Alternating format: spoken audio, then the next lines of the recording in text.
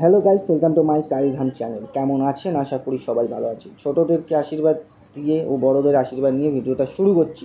তো আজকে যে জায়গাটা যাব সেটা আমি ভেবেছিলাম সারপ্রাইজ রাখবো, কিন্তু আজ বলে দিই বর্ধমানে দুটো বিখ্যাত জায়গা, সেটা হচ্ছে কমলাকান্ত কালীবাড়ি অ্যান্ড আমাদের বর্ধমানেশ্বর। তো চলুন যাওয়া যাক। তো আমি এখন রাস্তায় আছি, রাস্তায় আছি এখন। তো রাস্তায় এত ধূপ যায় যে পেছনে কে ডাকছিল, যার কারণে আমি পেছনে ঘুরে দেখলাম। তো সত্যি কথা বলতে এত রোদ ছিল যে আমি নিচে করে নিয়েছিলাম। তখন প্রায় সকালবেলা 10টার সময়। তো তখনই এত রোদ। তো ভাই আমাকে ডাকলো, তো ভাই হাই করছে। তো চলুন যাওয়া যাক কমলাকান্ত কালীবাড়ি। তো কমলাকান্ত কালীবাড়ি থেকে এই জায়গাটায় এত রোদ লাগছিলো যে আমি মাথা নিচু করে দিয়েছিলাম।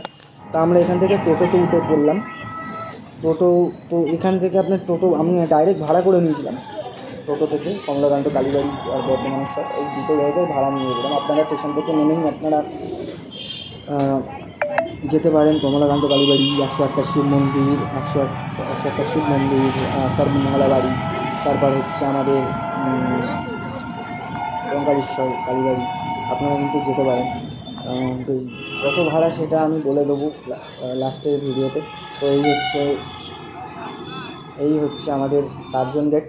তো আমরা কার্জন গেটের উপাতে আর এই হচ্ছে আমাদের কমলাকান্ত কালীবাড়ি, আমরা পৌঁছে গেছি।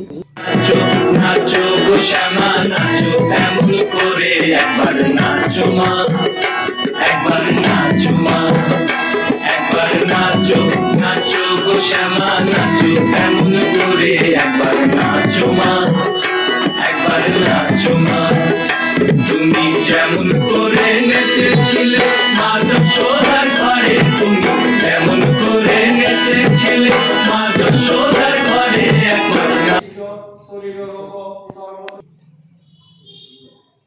তো কমলাকান্ত কালীবাড়ি থেকে বেরিয়ে আমরা এখন যাচ্ছি বর্ধমানেশ্বর। তো বর্ধমানের সবথেকে নাম করা শিব মন্দির, নাকি সিনেমা হল যখন করছিল তো তখন নাকি মাটি খুঁড়ে এই বর্ধমানেশ্বর মন্দিরটাকে কিন্তু দেখা যাচ্ছে। তো আমরা এই এখন বর্ধমানেশ্বর ঢুকেছি। বাবা গুরু মুর্শিদ গানের এই আসর, তোরে বন্দনা করি পাহাড় পর্বত। ভিডিওটা কেমন লাগলো অবশ্যই লাইক অ্যান্ড কমেন্ট করে জানাবেন। বহুত ঘেমে গেছি, কারণ 10টায় বেরিয়েছি, এই সন্ধ্যে 7টা বাজে, এখন আমি ঢুকে পড়েছি। এই সবে ঘরে ঢুকলাম, ফ্রেশ হলাম, তারপরে ভিডিওটা চালু করলাম। আর এত ঘুম পাচ্ছিল যে আমি পাচ্ছিলাম না। ওই দিক দিয়ে মামি আমাকে কি বলছিল, যার কারণে ওইদিকে দেখছিলাম। মামি ছিল না, সরি বোন ছিল। তো যদি ভালো লেগে থাকে একটা লাইক অ্যান্ড সাবস্ক্রাইব করে দেবেন। তো বাই বাই।